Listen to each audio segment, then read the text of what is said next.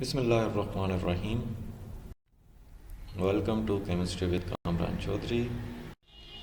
जेते तुसी इस चैनल ते नवे हो तो चैनल को सब्सक्राइब ज़रूर कर दीजिएगा। वीडियो पसंद आए तो लाइक शेयर एंड कमेंट ज़रूर कर दीजिएगा। कंसेप्ट्स ऑफ केमिस्ट्री के आज के लेक्चर में हम लोग देखेंगे स्पिन क्वांटम नंबर को। अभी से पहले हम लोग 3 क्वांटम नंबर्स को कवर कर चुके हैं, जिसमें पहला प्रिंसिपल क्वांटम नंबर, दूसरा एजीमुथल क्वांटम नंबर और तीसरा मैग्नेटिक क्वांटम नंबर। अब ये लेक्चर देखने से पहले आप लोगों को मैं यही रिकमेंड करूँगा कि आप सबसे पहले वो प्रीवियस लेक्चर्स ज़रूर देख लें जो कि हमने 3 क्वांटम नंबर्स कवर किए हैं। ठीक है, अब उन लेक्चर्स के लिए आप चैनल पे जाएं, प्लेलिस्ट मौजूद है कॉन्सेप्ट्स ऑफ केमिस्ट्री की, वहाँ पे आपको मिल जाएंगे, या आप इस वीडियो के नीचे डिस्क्रिप्शन में देखेंगे, वहाँ पे आपको तीनों लेक्चर्स के लिंक मिल जाएंगे। ठीक है, तो आप उन लिंक पर क्लिक करके वो तमाम लेक्चर्स देख सकते हैं। ये लेक्चर भी आप ध्यान से कंप्लीट लेक्चर देखिएगा। पहले लेक्चर को समझ लिया करें, उसके बाद बेशक आप बाद में नोट्स बना लिया करें अपने साथ साथ। ठीक हो गया? तो स्टार्ट करते हैं जी स्पिन क्वांटम नंबर को। डायरेक्टली स्पिन क्वांटम नंबर पे आने से पहले मैं आपको रिमाइंड करवा देता हूँ कि एक्चुअली क्वांटम नंबर्स होते क्या हैं।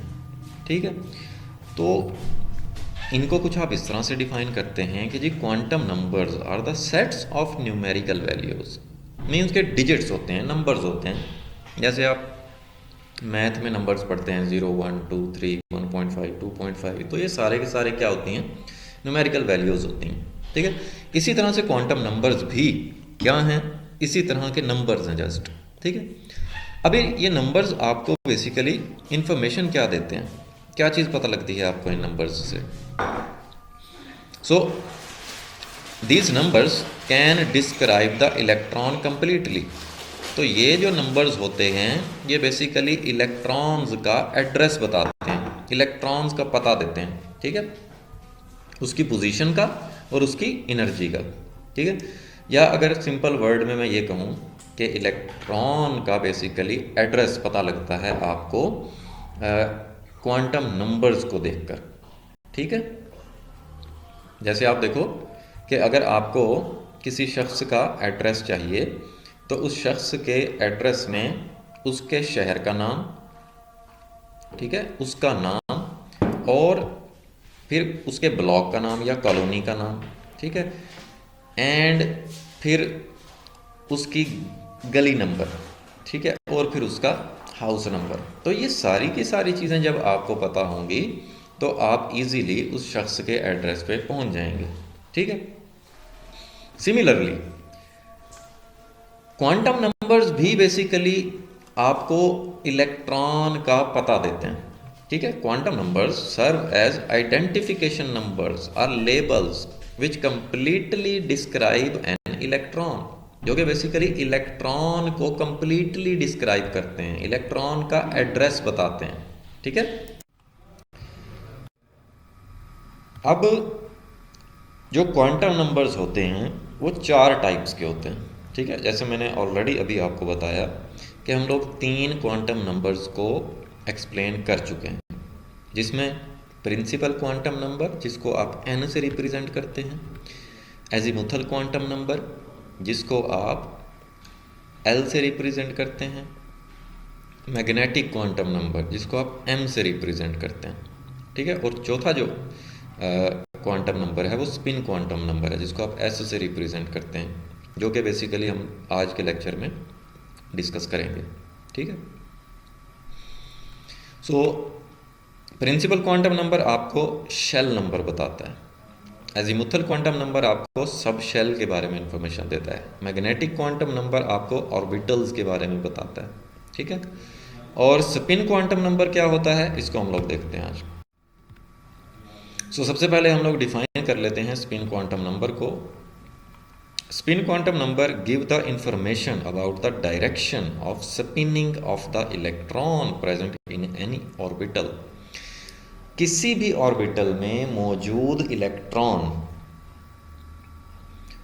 अब देखें, वो न्यूक्लियस के अराउंड इलेक्ट्रॉन रोटेट भी करता है और वो अपने ही एक्सिस के अराउंड स्पिन करता है, घूमता है। ठीक है, जैसे देखो ये इलेक्ट्रॉन है ना, तो ये जो है ना इस तरह से स्पिनिंग कर रहा है। ठीक है, और ये वाला जो इलेक्ट्रॉन है ये इस तरह से, ये जो है वो एंटी क्लॉकवाइज स्पिन कर रहा है और ये जो है वो क्लॉकवाइज स्पिन कर रहा है। ठीक है, अब इस स्पिनिंग के बारे में आपको स्पिन क्वांटम नंबर बताता है। ठीक है, जैसे मैंने अभी आपको बताया कि क्लॉकवाइज इलेक्ट्रॉन स्पिन कर सकता है या एंटी क्लॉकवाइज इलेक्ट्रॉन स्पिन कर सकता है। ठीक है, स्पिनिंग क्या होती है? अपने ही एक्सिस के अराउंड घूमना। ठीक है, स्पिन क्वांटम नंबर को आप एस से रिप्रेजेंट करते हैं। ठीक है, तो ये आपने रिप्रेजेंटेशन भी देख ली।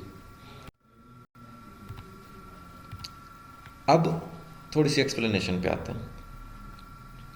An electron while moving in an orbital, जब कोई भी इलेक्ट्रॉन ऑर्बिटल में मूव कर रहा है अराउंड द न्यूक्लियस, न्यूक्लियस के अराउंड रोटेट्स, वो रोटेट भी करता है